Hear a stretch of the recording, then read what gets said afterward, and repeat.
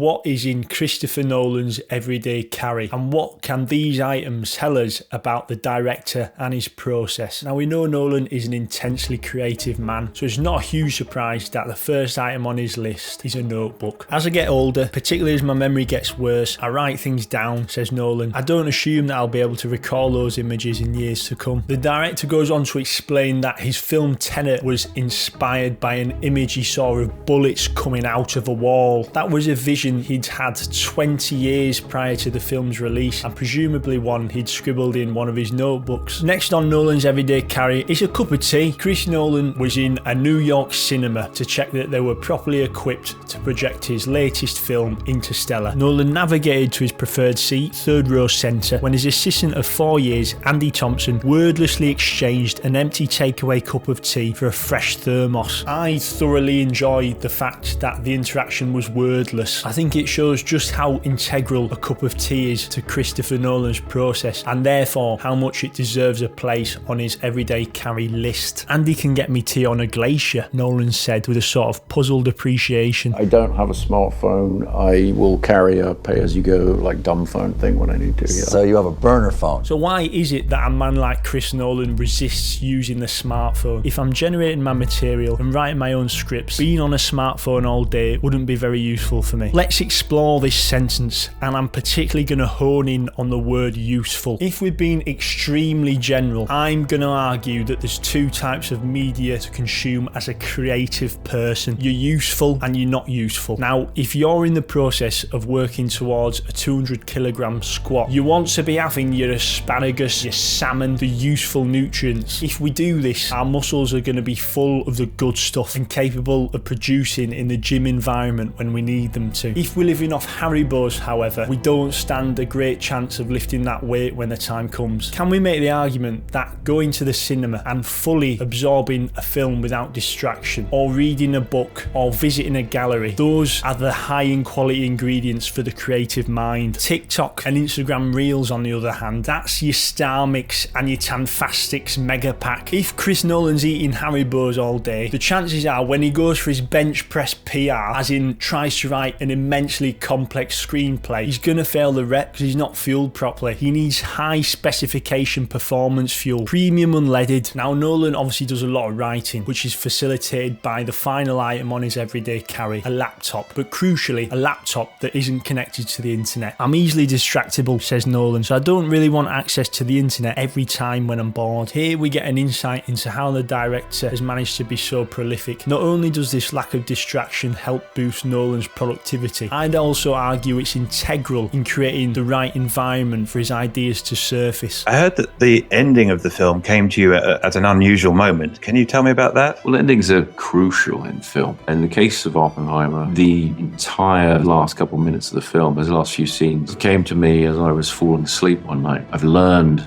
over the years that if you have a great idea in the middle of the night, you really have to just get up and go and write it. So I did. And what I wrote that night is pretty much exactly how the film came out. The endings tend to come to me as the result of months and months of really just pounding away at the story and concentrating on it fully. This is another quote from Nolan. I do a lot of my best thinking in those kind of in-between moments that people now fill with online activity. Would he have come up with that ending for Oppenheimer if he'd have been sat watching TikTok videos that evening? Or did the space he had created in his mind from distancing himself from less useful media allow the idea to rise from his subconscious? I will leave you with this quote from an article by Callum Jones that I think summarises the point well. While most people have filled their time with endless scrolling, Nolan has been thinking and creating, and the results speak for themselves.